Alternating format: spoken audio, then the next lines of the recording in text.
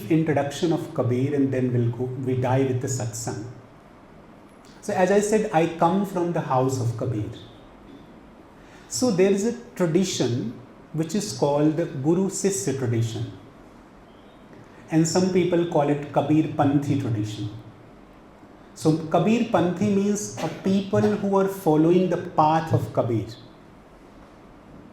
And when it comes to my understanding, I call whosoever believe in love, truth, non-violence, they all are Kabirpanthis.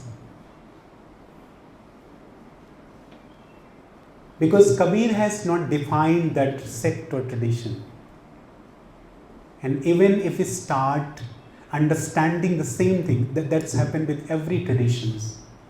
The Guru, the first who has given all the masses, they had not defined any sect or they were not sectarian. Later we the people defined everything and then we start departing, we start differentiating. So I believe what Kabir wanted to say, that he wanted to give the message of love. And love has no religion. Where there is a love, love never asks for religion, from which religion you belong to. That's why few people came and they said Kabir was iconoclast. I feel no, Kabir was not iconoclast. Some people will come and they will say, oh, Kabir is speaking against the temple. Kabir was never speaking against the temple. Few people will come and they will say, oh, he was in the weaver family which is Muslim, but he was speaking against the mosque, the masjid. No, Kabir was not speaking against anybody. Kabir was just saying the truth. You might have heard Moko kaha dhoodhe re bande, main to tere paas. That's the ultimate path, that's the ultimate goal about which Kabir talks about. So, story goes like that. The first question what I was thinking to explain, that the first question which comes in our mind, who was Kabir? So I said Kabir was not Hindu and Kabir was not a Muslim. He was a human being. But, you know this story, when he was newly born child, somebody, nobody knows that who was that man or woman who left Kabir besides the pond. And that pond was, the pond name was Lahar Tara, which is in Varanasi, which is in Kashi. Now, logically we can think, like if you got a newly born child, can you define that he is Hindu or Muslim? Nobody can define. Fortunately, Niru and Nima, who were the weaver, who were the Muslim, they were coming through that way and they saw the newly born child. And they decided to took Kabir from there and then they brought Kabir at their home and they started looking after the Kabir. Now, a child about whom nobody knows who was he is just in the family of Muslim and they were weaver. Later if you go through the stories, there are stories where Kabir denied or something happened. Because of that, even Niru and Nima were not able to follow the Muslims' custom, like circumcisions or certain things which has happened. And somehow, even they were not knowing that he is a Muslim. That's why even they were liberal. And Kabir never gone through those rituals, those customs in Muslim family. And you see, when Kabir was little young, he decided to have a guru. And who was that guru? That guru was the Hindu, Ramanandi. You might have heard that Ramanand was very liberal.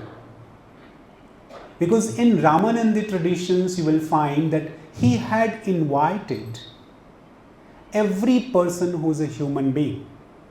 He was not saying no for anybody. For him, anybody can become the disciple of Ramanand, doesn't matter is a Muslim, Hindu, Shudra or Kshatriya or Brahmin. But still you might have seen that sometimes these masters don't have any problem, but disciples or followers have a lot of problems. Masters are so loving, but disciples started creating boundaries. So, when Kabir decided that he wanted Ramanand to be his guru, one day he approached to the ashram of Ramanand, which is in Varanasi right now, in Kashi right now. And that same thing happened. The disciple of Ramanand said, no, you cannot choose your master. Why? Because you are a weaver. You don't have right to be the part of this ashram. But Kabir was Kabir. He thought, okay, I don't care about you. I'll find my own way. And he inquired everything about Ramanand. And he come to know that every day early in the morning, 4 o'clock, Ramanandji used to go to take bath in Ganges, in Ganga river. And he inquired and he said, okay, I'll meet Ramanand over there. And he just went and lied down on the stairs. When Ramanandji was coming, he just put his feet on his back and Kabir shouted. And he said, Bachcha Ram Ram Kaho. Oh my dear child, say Ram. And that was the initiation for Kabir. Kabir came back to home. He just, put a rosary around his neck. He put a big tilak because that was the Ramanand tradition. And he started meditating. Then what happened? His mother came and then she said, what are you doing? You are a Muslim. How can you follow these rituals, which is the Hindu rituals? And Kabir said that mantra, that initiation given by the Hindu guru. And because that is the path of my guru, that's why I am following it. And she got furious, very angry. She said, okay, I'll go and meet to Ramanandji. She went and she met to Ramanandji and she explained everything that Kabir is claiming that you are his master. How can you do it?